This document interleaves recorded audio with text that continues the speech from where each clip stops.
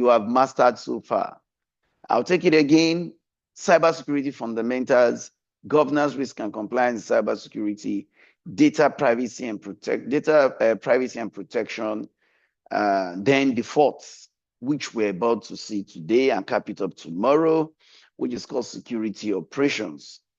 I know as an expert that so many people are unaware. You're unaware of this concept called security operations. So many people are unaware. And some who know there is an aspect of IT infrastructure management called security operations, who are in the know, I mean, who know about it, do not know what it means. To actually affirm that statement, we got feedbacks after data privacy session. People telling us that they never knew privacy was like this. Are you getting me? And that wasn't a full, wasn't a complete program. That was just whatever we're taking you in this journey are not complete programs. They're just on the surface. We got a comprehensive training, program for each of them. So a lot of people messaged us with the delight that we enlightened them about privacy, about protection, that they never knew it. Not because they never knew what it meant, as in by the meaning and application. Not because they've not heard data privacy. It has become a household name today, but then they do not actually know how it applies. And also, security operations is even scarcer, if I'm to use the word. If you think you know data privacy when you do not, then I can assure you don't know SecOps. You know cybersecurity. It is true. You've heard cybersecurity. When the word cybersecurity comes to mind, I can assure you that either of two things will come to your mind: protection or safety of digital resources, and threats, attacks. In fact, more of those who know the word cybersecurity, what comes to their mind naturally is cyber attack, hack, exploitation, intrusion, and the likes, as though that is what cybersecurity truly is. Only just not so much of that number know cybersecurity in the light of protection. Some don't even know it as a skill set. Some know it as a skill set, but these are the deficiencies in people. And but you see, when it comes to security operations, not so many people know about it. A lot of people, I can assure you, should I ask for your feedback, a lot of people will tell us that on this call that they've not heard the word SecOps. Or if they have, perhaps just once or twice, and they don't even know what it means. So I am promising you that though this is not the program, just the tip of the iceberg, I am giving you this promise that you will leave today and tomorrow's session. You'll be glad you came. You will know SecOps. I'll try to simplify it. I want me to know it. I want to relate it with other operations in the workspace. So let's get into it. I'll try to separate cybersecurity from security operations. Are they the same thing? No. So what are their differences? I'm going to tell you. We have had of DevOps. Yes, there's DevOps, there's DevSecOps. Agreed. I know DevOps is more popular than SecOps. But I want to tell you this quickly before we go into SecOps. Just as we have operations as the business activities, the day-to-day business activities of an organization that are performed in order to actualize its objectives. For instance, marketing is a set of operations or is an operational function. Okay, let me simplify it. Let me take you a bit back to governance. Remember GRC. In governance, I explained the difference between capacity and capability, and also went on to say, okay, function. Okay, what we know popularly as departments units, sections, or even division in a workplace. These are old names. They still remain, but today we call them functions. Like what we call the accounts department or the finance, the IT department, the marketing department, they are all functions. So it's the marketing function, the IT function, you understand. Every function is defined by a set of activities. I hope you get that. Of course, every function, be it the IT function, marketing function, operations, as some call it operations function, some like in banking, they say banking services, and whatever the function, every function is described and defined and attributed by a set of operations. It is these operations, their implementations that lead to the actualization or their execution that lead to the actualization of what the objectives set for that function and cumulatively the corporate goal and of the organization. Okay, you remember when in GRC, one of the core principles of governance is strategic alignment. You remember, I mentioned that. Please make reference to the video. Let me also say this, that I am saying this because I know what I'm about to say, and I have evidence to it, that what you have learned in GRC, in DPP, in cybersecurity fundamentals is enough to help you scale an interview. Listen, I'm not saying is enough for a GRC job vacancy or interview. Of course, you would need a comprehensive training, but I'm saying what you've learned or mastered, should you appear for an interview, you can speak from that wealth of knowledge and respond articulately and appropriately, accordingly, in line with any question you ask, and they will be impressed. You were given some good doses. Yes. SkillToPro did that justice, did it well. So I will strongly encourage you, play those videos again. You might not have gathered all you need to by just attending a class live session. No. Perhaps I spoke too fast for you. Perhaps I was too advanced for you. Perhaps, you were busy, you were multitasking as at the time you participated in those sessions. Perhaps now you are even at work and you're still multitasking. You're listening to this class and you're also working. It means if you had all of those challenges during the class, it means you did not get the full dose or the doses. So you do well during your spare time, dedicate time to it. That is how we learn as students. Do not look for spare time. I like to retract that statement. Do not look for spare time to study. You may never study. Are you hearing me? Do not look for spare time to study. You may never study.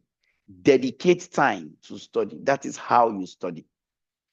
There is a difference in learning psychology. There's a difference in your learning absorption when you're studying during spare time and when you commit or dedicate time to study. Your speed to absorb is faster when you dedicate time to study than your speed to absorb and comprehend when you are studying during spare time. You can ask learning psychologists what I just said. They will tell you it's true.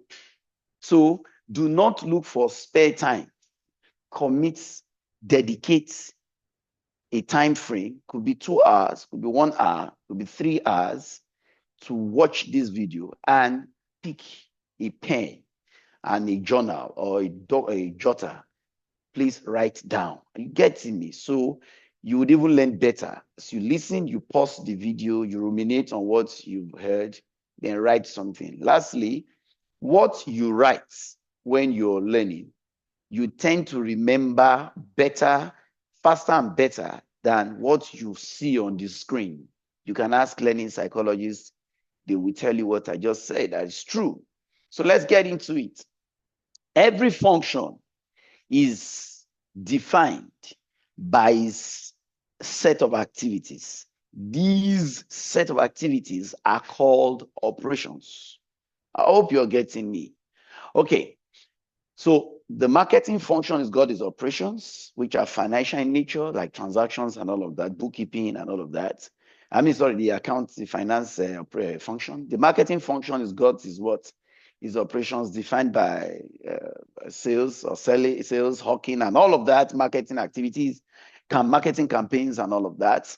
The IT function has got a set of operations. If I had so much of operations, within that operation, within the IT operations, you got cyber security, or what we call, okay, let me not call the word cyber security. Let me use the appropriate word, security operations. You got cloud operations. You got data operations. You got so many operations. Now, why am I emphasizing this? I'm leading you somewhere.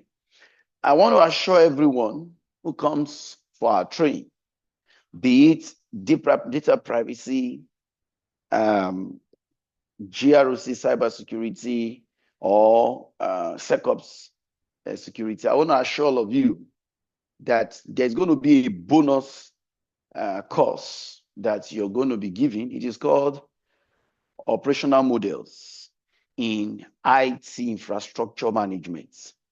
Yes, it's a course. It's one of our courses. It is not an entry-level program. No, it is actually for leaders. That program is for managers. Operational models. There are about close to 20 operational models in IT infrastructure management. You will be taught. It isn't part of the curriculum. I mean, for any of our existing programs, I mean, the programs, GRC, DPP, and SecOps. But I am assuring you, you will be given a full dose training with use cases, simulations on them, and how to model, how to adopt this model into the IT space. For instance, we got IT ops. We got SecOps, as you can find on the screen. Please, the word is operations. We got DevOps for software development, agile method, an agile methodology. We got DevSecOps. We got cloud ops. We got data ops. We got a lot of ops. In fact, I can assure you that some of the ops, you have never heard about them, even if you are in tech. If you're on this call and you are a tech expert, I am assuring you that you've not heard about some of the ops. Don't worry, come and enroll. Otherwise, you may want to enroll specifically for that management training. You may want to bring your colleagues on board. Come on, bring them to SkillToPro. We're going to train them on IT infrastructure management, and the training will be centered on operational models. You're not just going to learn the models. You're going to learn how to apply the models. How do they apply? How does DevOps apply? How does DevSecOps apply? So you're going to master in that training the skills associated with this model. If you're in leadership position at work or you're a manager at work, you will understand the concept of model, right? You will understand. So this is not a modeling class or a class for models and the likes. No, or strategies and the likes. But then for some of you, you already know when you hear the word model, operating model, and so on, there are several models. So the models associated with the digital space, the tech world, we have just a little below 20 of them. So AI now has a model, machine learning has a model, and operating model. So these ops are all models, operating models. That, for instance, SecOps, security operations, We're referring to the operating model for cybersecurity, IT ops. The operating model, or you call it operational model for IT. It means, for instance, Diane, a use case, has on her the responsibility to lead the tech department. And Diane wants to put management structure, let me say operating structure in place. Diane can reference an operating model for IT. There are existing models. Some of them are called frameworks. I hope you're getting it. So there are models that can be adopted. So instead of Diane having to think and just do all the thinking herself, which is not easy, Diane can reference an existing model or a framework that models how IT should run. Oh, what about security? Good.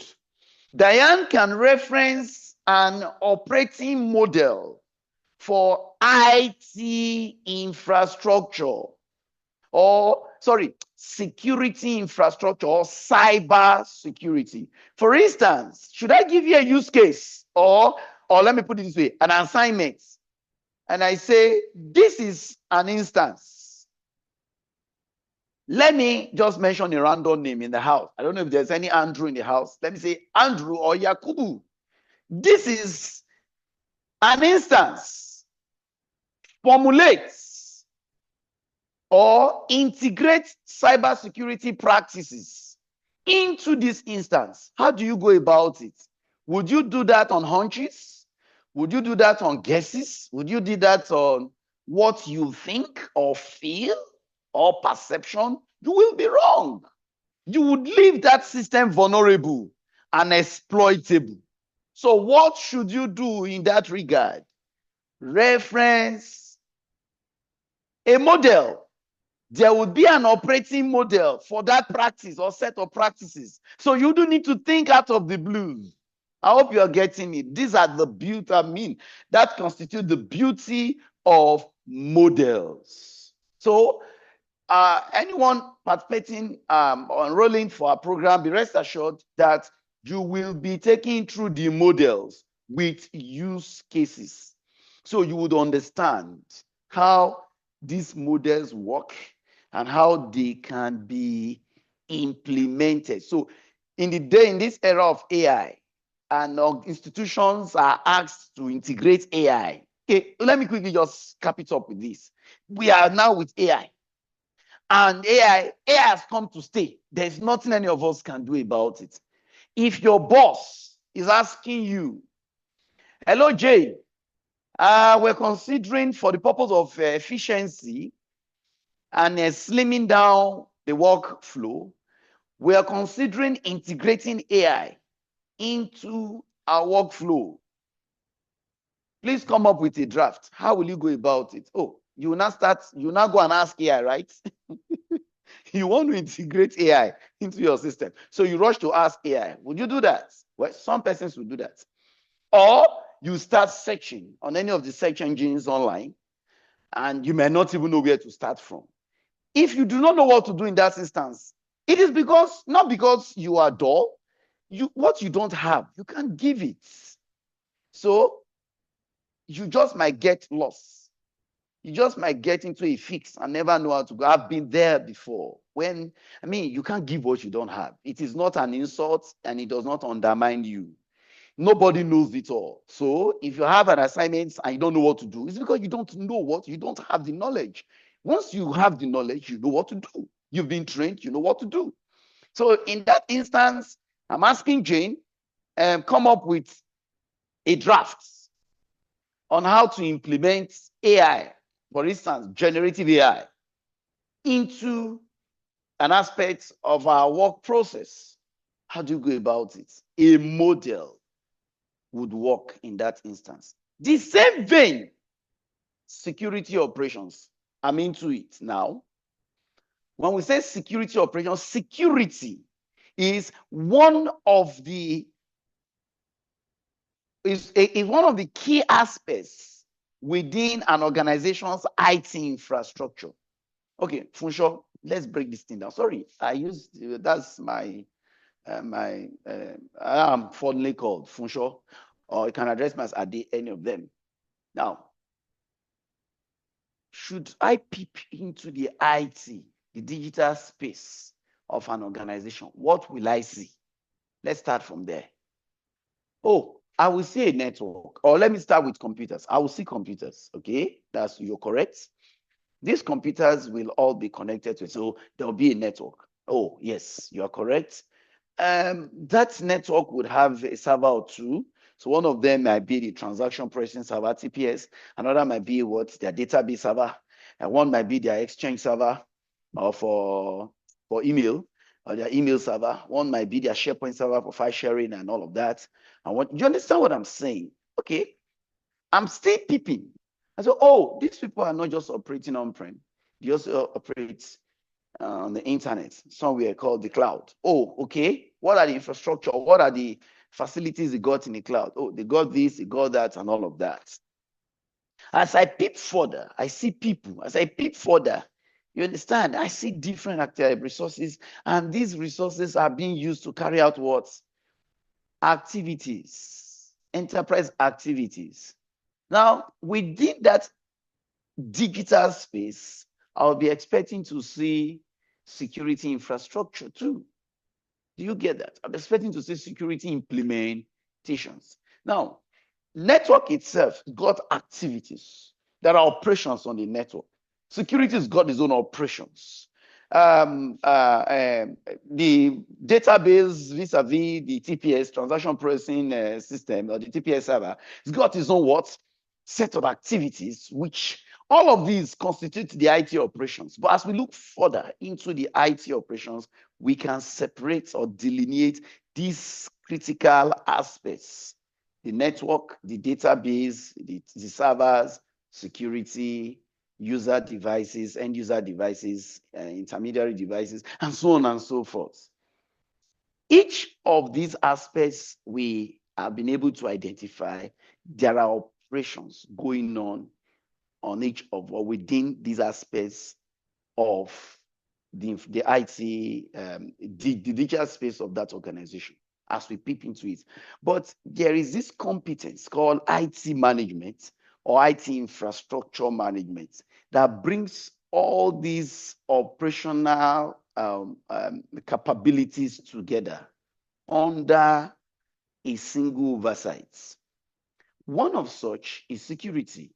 And because operations go on, there are security operations, there is an organized, I would say an organization for it. I take it again. Because security has its own operations, there is an organization of those sets of what? Operating activities. Oh, you might want to say for simplicity's sake. Oh, okay. First thing first, if you want to access our resources, you must have an account, right? Okay, I must have an account. That is what? There's a security operation handling that. It is called identity and access management, or what we call authentication and authorization. I want to simplify this thing. I just want you to understand, I'm not going into SOC yet, Security Operations Center. Obviously, I'm not going to teach SOC today. I'll teach SOC tomorrow. That is the center. I want to talk about the SO itself, Security Operations and Defense. That is what I've come to teach today. Prof will be joining us. I mean, I'll be leaving the floor for Prof to take over in less than an hour's time. So please prepare. You wouldn't want to miss that segment. So now back to the security thing. That's the beginning of what? Security operations. That the individual is an authorized user. So to ensure the individual is authorized, we create the individual an account, or the individual creates, the user, the attempted user, or the would-be user creates himself, maybe it's do-it-yourself, an account and password. That's the beginning of security operations. Do you get that? Now, why the individual now has an authorized access? into our infrastructure, security operations does not end there. While carrying out some activities, the need to enter OTP, one-time password, might be required. Oh, the need to what? Re-authenticate himself from time to time might also be what? Required. Oh, the need to confirm that is a valid user, that is not a bot. There's this attack called botnet using zombies. Okay, that attempted access into our infrastructure is not from a zombie, a compromised virtual or physical machine that is being manipulated and controlled by one hacker somewhere to compromise our system. Then we introduce what we call capture. I said, click, oh yeah, select all the bicycles or select all the buses. Or say, you know what I'm talking about. You must have had experiences with capture. Okay, that will be there. Now, these are security activities in a single cycle of access into our network, from accessing the network and leaving the network. In that entire cycle, all the security implementations would constitute security operations. This set of security implementations would need an oversight. Do you get it? Would need an oversight. Someone or a group of persons who are saddled with the responsibility of administering these security implementations, managing these security what? Activities. Do you get it? That is the hallmark of SecOps, security operations and defense. Although it's been SecOps all the way, but in its current use, it is called security operations and defense. Though on paper, it is shortened as SecOps, security operations. Permit me is in cap. It shouldn't actually be in cap, the letters. It should be cap letter S, small letter E, like you can find on the first line in the first bullet. Sec, cap letter S, small letter E, EC, then cap letter O and small letter PS, security operations. It is a field focused on the day-to-day oversight of an organization's security posture. It is both proactive and reactive. I am going to take you through the evolution of security operations. How did it come to be?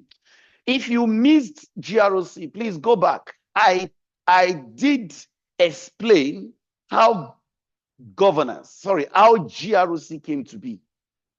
Please make reference to the video. Make reference to the video if you cannot remember, if you're not on that call, or if you're in that session. If you cannot recall, please make reference to the video. If you remember OCEG, right? Okay. Then Open Compliance and Ethics Group. You remember? Then I spent some ample time explaining the origin of GROC from the light of what? OCEG. I'm going to follow that route, that pattern, to explain the origin of security operations. How did this word, how did it come to be? So we got SecOps to be proactive and reactive. At a time, it was not both. It was just one. And we're going to look at it. Okay, SecOps has on it. Now, as a security, I want us to see SecOps in two perspectives. One, as an operational practice. Two, as a management function. Do you get it? I take it again. Going forward, I want us to see SecOps in two lights. As a security practice.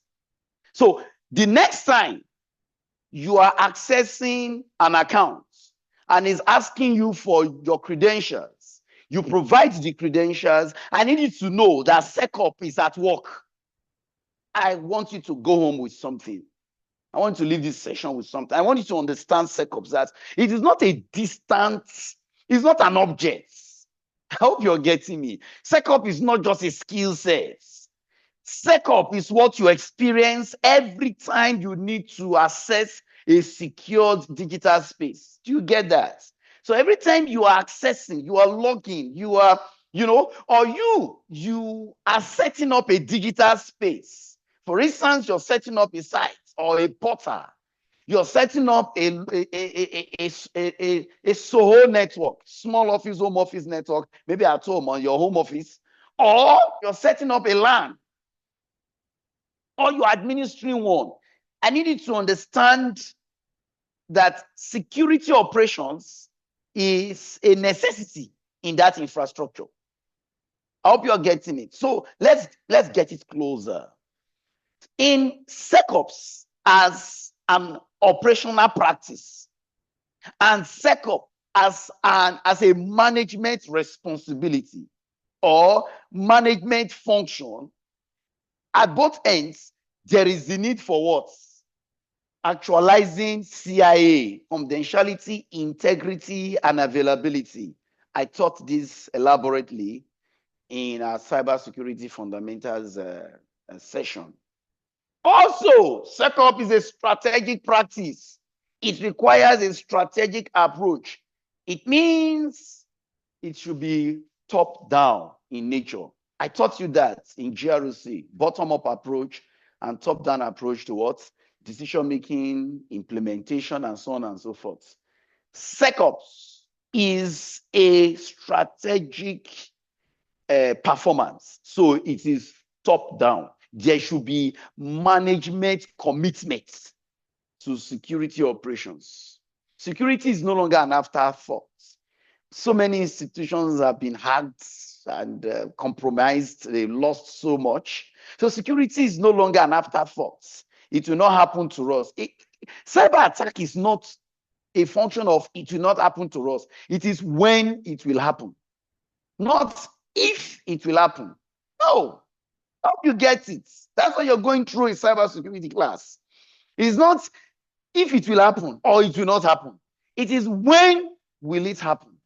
And that is why you need to prep ahead of it will happen.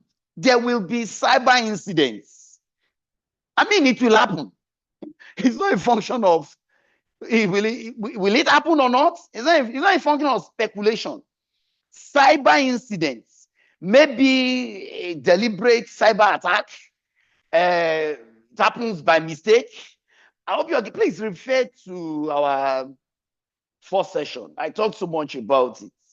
It is not a function of if it will happen. It is a function of when it will happen. So we prep ahead. You may not have cyber attack in 5 years, and you are amassing digital resources in the form of hardware, software, data, and so on. It might not happen to your organization in 10 years, and you keep amassing what? Digital resources, hardware, software, data, you scale your network, you are expanding from on-prem into the cloud. It might not happen. But you see, one single cyber attack can bring down the whole castle. One single cyber. That is why you cannot afford, as an individual or as a corporate entity you represent or use resource you are managing, you cannot afford to be slack. You cannot afford to be security indolent. You can't, because a single cyber attack is more than enough to bring down the entire structure. Think of SecOps as the equivalent of a military defense unit. If you've ever been to a military defense unit or the barracks or any of this military setup, you agree with me that they are there to constantly monitor threats, build fortifications, and okay, let me put it this way. If you notice security presence in your estate, not to launch, they are not there on a mission to arrest. You just observed that, in your estates, there are security presence. And there's this, please, it gives you a sense of safety. Am I correct? Can I get a thumbs up? If you notice security presence in your domain, in your residence, not for assault's sake, not to arrest, you just notice their cars are parked, They are just there on the patrol. It gives you this sense of what? Thank you for the thumbs up. It gives you that sense of safety, right? That is what SecOps does when you have it in place. That is SecOps as an operational practice, SecOps as a management function. Just the way you have this sense of safety because you see security personnel's presence. In the same vein, in the digital world, and I need you to live a digital, have a digital sense. I'm not saying, let me articulate that statement. Just the way you have the sense of reality, physical reality, I want you to also have a sense of digital reality. That is, when you're on the internet, I want you to have that sense of digital reality. Sorry, I have it. How do I teach you to have it? I teach you to have it. When you're using technology, I want you to have that. It's not a perception. It's not. I don't want you to perceive it. I want you to have it. It's a reality, digital reality. Like, just consider you're taking a walk, and you can have this reality, this sense of reality of nature, this sense of reality of persons around you, this sense of reality of animals. You can hear the humming sound of a bird, the barking of a dog. I hope you're getting me. Okay, that's a reality, that's physical reality that does not give you a sense of threat, does not nurse any kind of fear. You know, that reality, I need you to have it digitally. Yes, there's a digital reality. So if you can have a sense of safety because you find security personnel in your estate on patrol, that, oh, let me go and sleep, these guys are around, you understand? In the same vein, you need that security posture as an individual and also as a corporate entity you represent.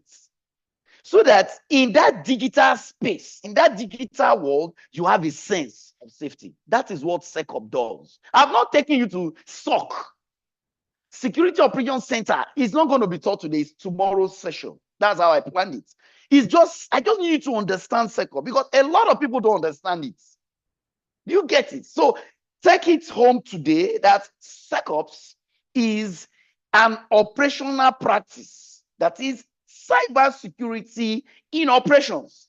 Then, as a management function, a person or set of persons' responsibility. Now, SecOps got its identity from two other practices, IT operations and IT security. These were two distinct capabilities in the digital space. Please, when I mean digital space, I'm not referring to the internet alone, no. Because every time we use the word digital space, you know what comes to mind? Internet. People have gotten so used to this internet, why call it the internet concept? Or how do I put this thing now? Who can help me with the right? Don't worry, borrow me the right words. I'll pay you later on. People have gotten so used to this. You know, whenever you hear the word digital, it's just internet that comes to mind. Your phone is a digital space, even when it's not connected to the internet. You're getting me? The digital space, your smart home is a digital space. Getting me? That smartwatch is a digital space. That's why I said I want you to have a digital experience, a digital reality. So it is not until you go to the internet you think you are in a digital. No, digital space is all around you. As long as you are using these technologies, whether you're connected to the internet at that time or not, and I need you to know that there can be cyber attacks without internet connection. I said so, and it is so. That's Soho network at home or that Wi-Fi in the house, even if there is no internet on the Wi-Fi. Yes, a wireless network.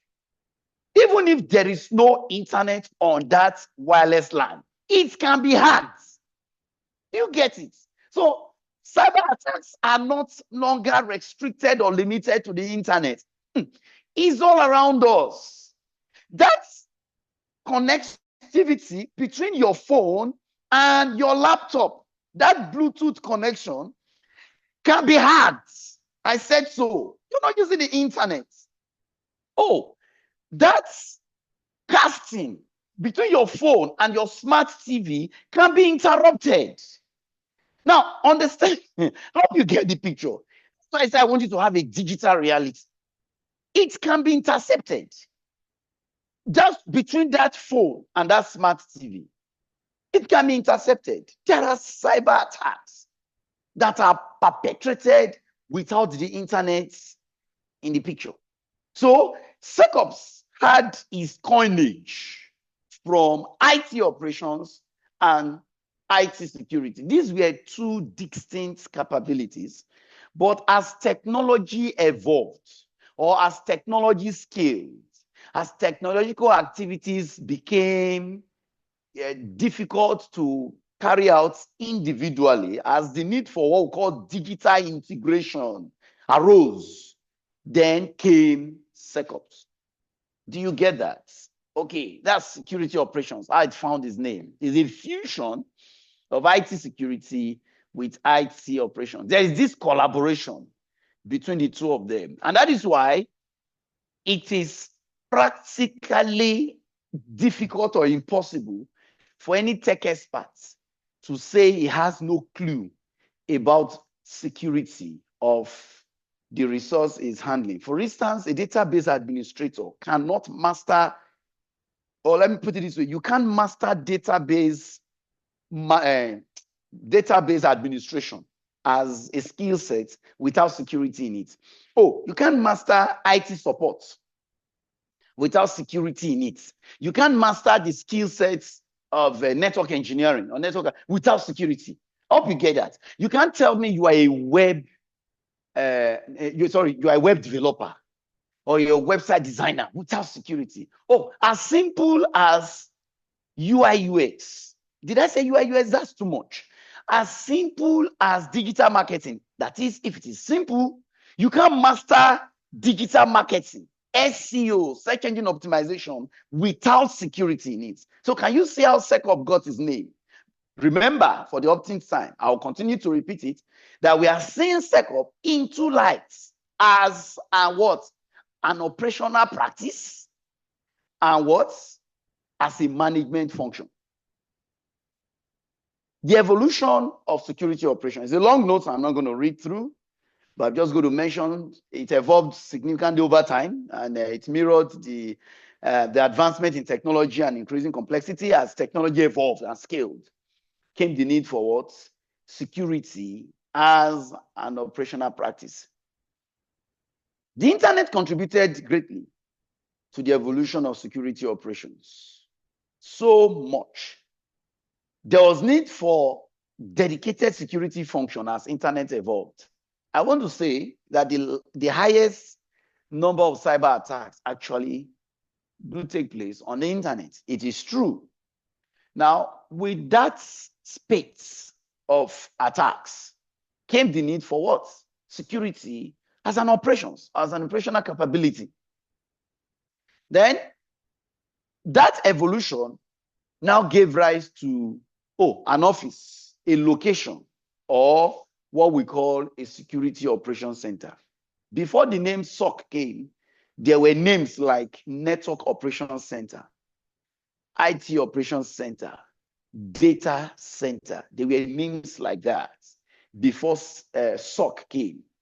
And when, as organizations, IT infrastructure scaled up, expanded, and the digital environment was adding up, the need to have IT operations manned by some specialists, that need came. I am emphasizing this because I know there are some persons who have been, I will not say wrongly, but I will say have been giving information halfway to make cybersecurity, the only thing they know about cybersecurity training is pen testing. For some people, the only thing they know about cybersecurity training is what? Is ethical hacking, nothing more.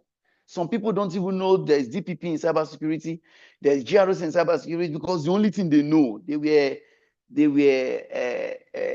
they were not properly informed. In this journey, you would see both red team, blue team, and purple team as security operations. Do you get it? Please get along. It's a full dose. Now, as technology evolved, in fact, what gave security operations is modern day recognition. It's called CM. Some people call it SIM, but I call it CM, Security Information and Event Management. It is actually called SIM and SEM.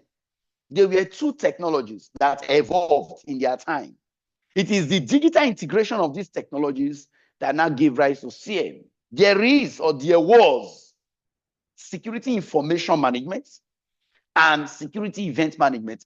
They were two distinct practices with technologies developed for them, technologies tailored to these practices or this management oversight. They were technologies for them. But as digital integration grew, then these independent technologies were fused to what we now call CM. We're going to talk more about it later on. And also, at that point, in the use of CM, SecOps was only reactive. Mind you, we've seen in the previous slide that SecOps has both proactive and reactive capabilities. Do you get it? We've seen that. But when CM came, SecOps became just reactive. And that was not enough, because in spite of having a robust CM tool, there were still successful cases of cyber attack. Then the need to expand it, the need to scale that capability came, and SOA was given to us, which is called Security Orchestration, Automation, and Response. In this light, security practice, that is SecOps, security operations, as an operational practice, became automated. I can't go into SOA. It is beyond the scope of this training. In fact, SOA is the hallmark of SecOps today. If you say you are a SecOps expert, or you know SecOps, or you mastered SecOps, then the skill sets for SecOps today is now SOA as against SIM. Some few years ago and backward, it was SIM, Security Information and Event Management. But today, cybersecurity of today, or let me say security operations of today, if you are implementing SecOps in your digital space today, it has scaled beyond. It has not come to replace SIM. No. SOA is a distinct technological introduction, different from what? From SIM. They are not the same. I hope you get it. So SOA and the likes of EDR, SDR, and their likes are the novel SecOps implementation we got today. We'll talk about those names I mentioned in our next session. Now, this is the picture. This picture is a bit complex. Please come for the SecOps class. You will understand this image. It's a bit complex. I will not be able to teach it here, but I deliberately, sorry about the quality of the image, is the source I got it from. The size is so small, so I just had to work on it and expand it to make it visible. Can I get a thumbs up quickly if you can still see if this image is visible at your end, if it's legible? Okay, thank you. So this is actually the evolution of SecOps. I did not say SOCO, I said SecOps, security operations, both as an operational practice and as a management capability. This was how it started, from network operations, handling network alerts, to we now have the SOC, V1, V2, V3, then we got the Gen SOC and the Cyber Defense Center, and so on and so forth. It is a whole lot. What is summarized here. It's a whole lot. A single class, sincerely, a 2 hours class cannot teach it. What is here summarizes SecOps. That is the entire SecOps training. Anything you do from basic in SecOps to advanced SecOps, everything is summarized on this image. Did I say 2 hours? I'm sorry, a single training program cannot fuse all of this into you. No. That's I said, from SecOps analysts or associates, that's the entry point, to professional routes, that being an expert, is all compressed into this image. So let's move on. And you can see timeline before 1995, then 96 to 2000. These are the evolutions, the introductions that came. 2006, 2007, 2013, 2013 to 2015, 2015 to 2020. In fact, not even up to 2025. So principles of SecOps as an operational practice and as a management function. Visibility. Oh, the digital environment should be visible. Oh, yes, the network should not be obscured. Endpoints, what we mean visibility? All the resources on that network should be known. Do you get it? The digital space of your organization should be visible, should be known. For instance, we should have an IT assets inventory. Or if a device is connecting to my network now, I should know. I hope you get it. There should be no blind spots, or there should be no, when did that device connect? I should know. If Anderson plugged his home laptop or personal laptop, whether it's an authorized device on my network or not, of course I should know that a new device has been added to my network. And I should be able to determine the location. Maybe from a branch in so and so region or so on. I should know. I should be in the know.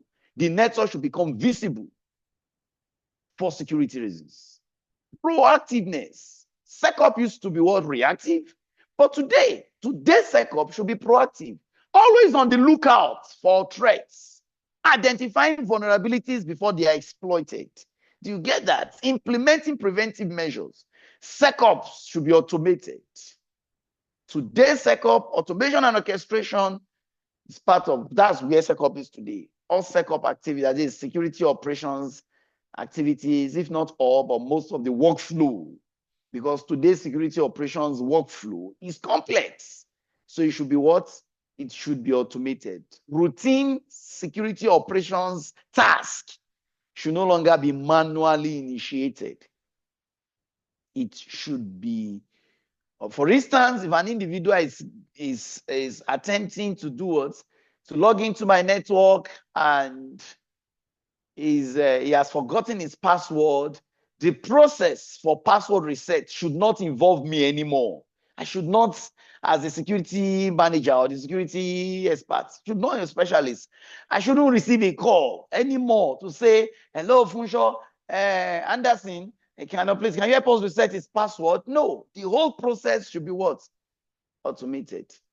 I'm just touching on the surface. Intelligence, threat intelligence, threat hunting is part of today's SecOps. We are not just identifying our vulnerabilities alone, but we're also on the lookout to fetch relevant information about threats within, insider threats, and threats external to the organization lurking around. We should have measures, techniques, tactics, and procedures in place called TTP. We should have measures in place that can detect adversaries, tactics, techniques, procedures, or we should even have our own tactics, techniques, and procedures in place that can detect adversaries before they launch an attack. Collaboration and communication. Today's SecOps no longer operates in isolation. Is now operating in relationship. It has a symbiosis, or it has a functional relationship with other operational capabilities in tech, like network operations, DevSec, or like DevOps now, DevSecOps. So if SecOps integrates with DevOps, it becomes DevSecOps. Also continuous improvements. This is where management function and management practices, or let me say, did I say management? Operational practices across board, not just IT, is continuous improvement. Risk-based approach. SecOps as an operational practice and as a management capability, as a management function, is now risk-based. I talked about risk-based approach in GRC. Please reference it. You remember I talked about like this concept like risk-informed, risk-aware. You remember? Okay, please make reference to that. Then the objectives of having SecOps. Threat detection and prevention. We can continuously monitor the environment towards gather threat intelligence or intelligence about threats. We can not just about threats, but the network. For instance, okay, let me put it this way. Delineating threat intelligence from continuous monitoring. Oh, and that's just connected to my network. Visibility will make me know that a new device just connected. I hope you are getting me. By automating continuous monitoring, I can detect that. Do you get that? Threat intelligence, I can get up-to-date information about potential threats or potentials that can cause harm. What about proactive threat hunting? So instead of me waiting for an alert from my CM to notify me that there's an attempted hack, I hope you're getting me. Instead of me waiting for my firewall to notify me, I can be on the lookout. I can be the one scouting for threats rather than wait for those devices to notify me that there's an attempted attack. Then vulnerability management. So it's not just threats, but at the same time, managing vulnerabilities using an approach called vulnerability assessments. Also, we got this as incident response and recovery as a critical objective of SecOps. We will now have measures in place that can accelerate response to incidents. Also, we will have measures in place that can investigate incidents when they occur. We would also have measures in place that can conduct analysis of post-incidents. Post-incidents analysis or we can have analysis of, okay, the incident has occurred, let's analyze what happened so that we can learn from it and doesn't repeat itself. Then, business continuity and disaster recovery.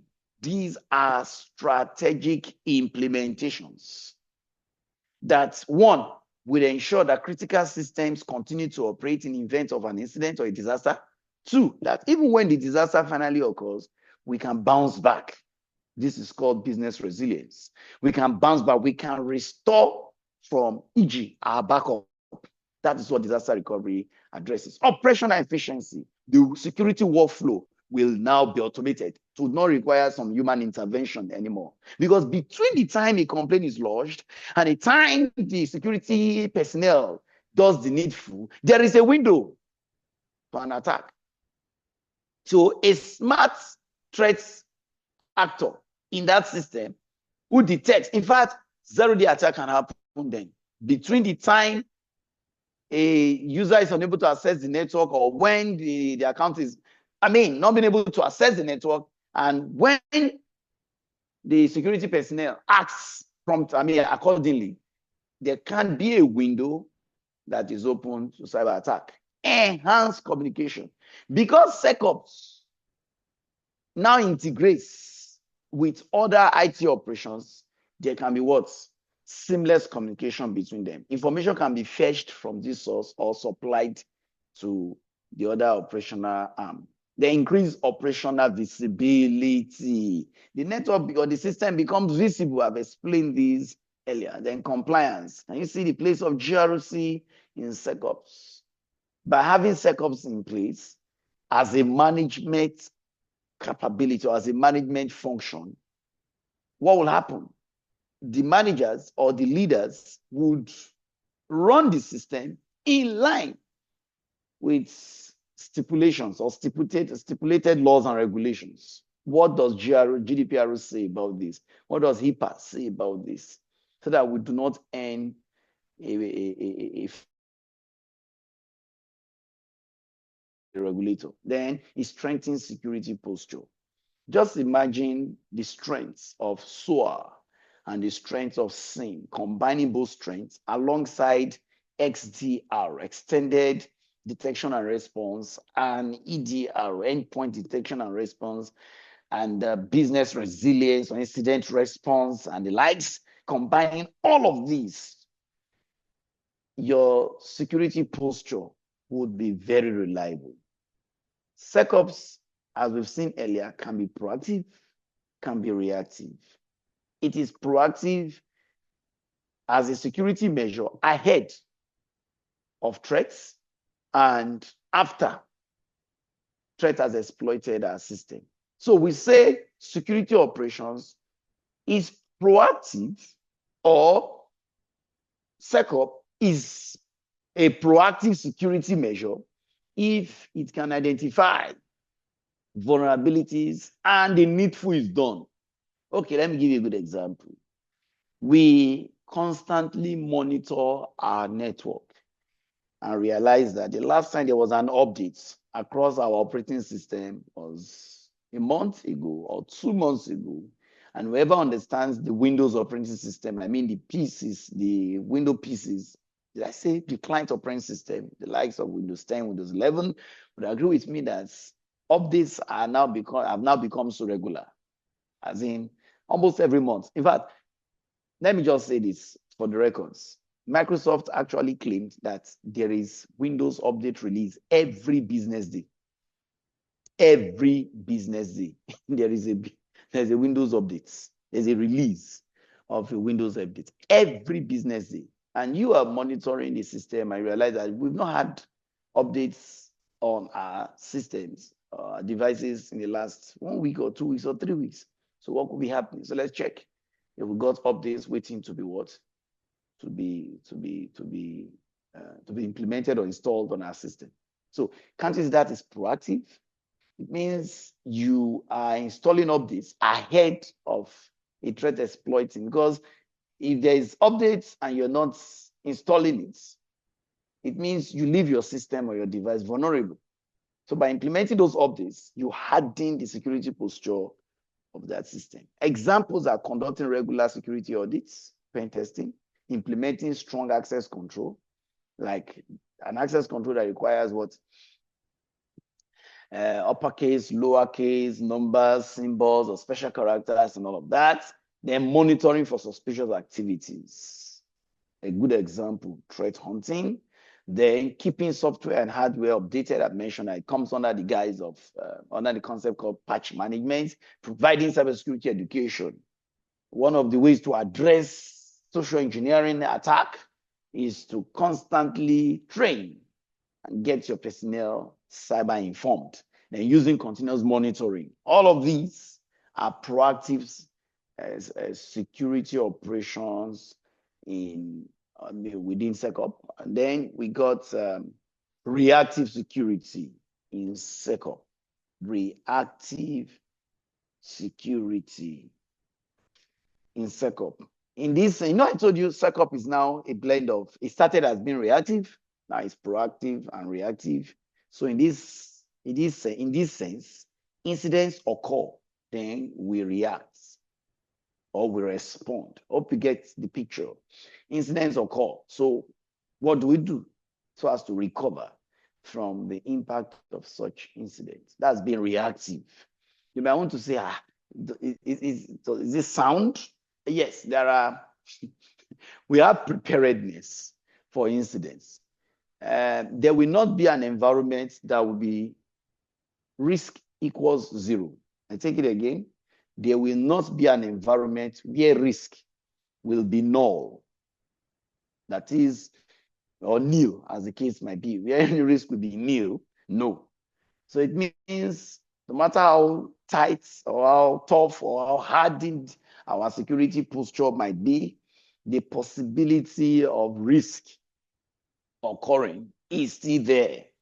So that's the reason why we should have measures in place that can address. But such risk shouldn't be the type with grave impacts, you know what I mean, on the organization's infrastructure. No, should be such risk maybe due to negligence, You know what I'm talking about, not a successful cyber attack from a potential threat. No, due to negligence, user, you know what I mean by saying negligence, user negligence. So we'll be able to respond to that promptly. The examples are responding to detected security incidents, performing digital forensics, and the likes, as you can find on the screen.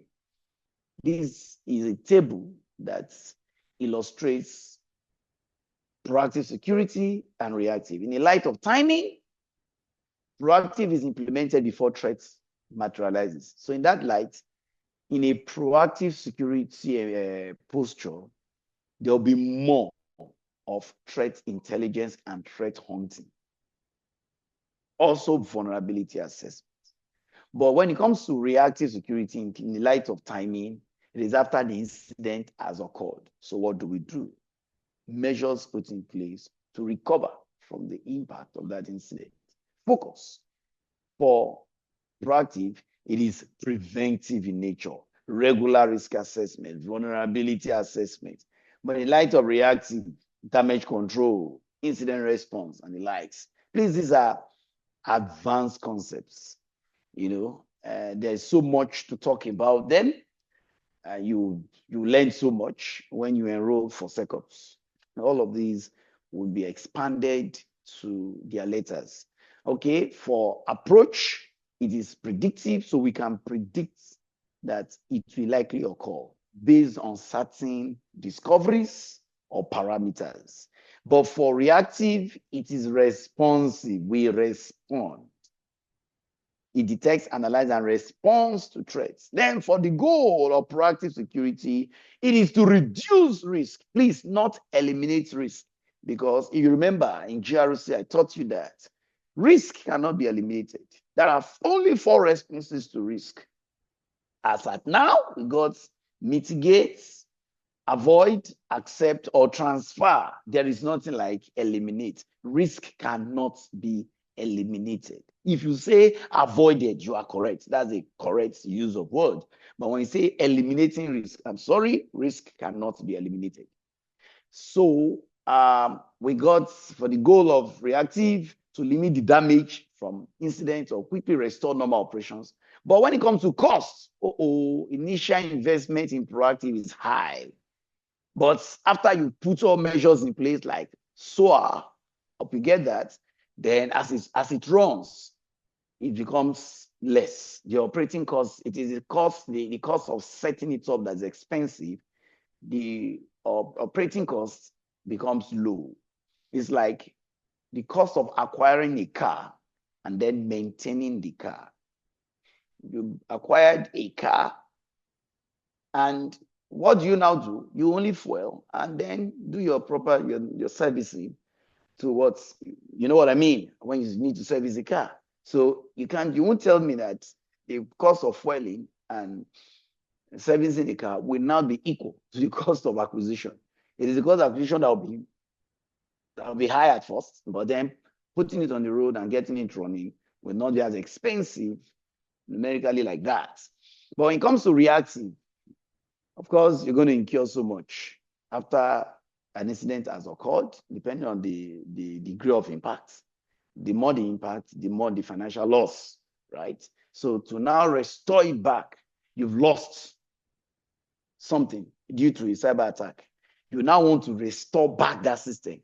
Will it not still consider it's like double-edged sword or double jeopardy? Do you get it? So reactive security is like double jeopardy, really, because you've had your losses from the attack or the incident, and you are now restoring, which will also cost you something. Then the examples are threat modeling and likes. Okay. I'll call it a day here. So Prof can come on board and address us. So we'll be looking at the need for a balanced approach between proactive and reactive. And from there are some other slides that talk about security operations. And then we move to Security Operations Center. Thank you very much for listening.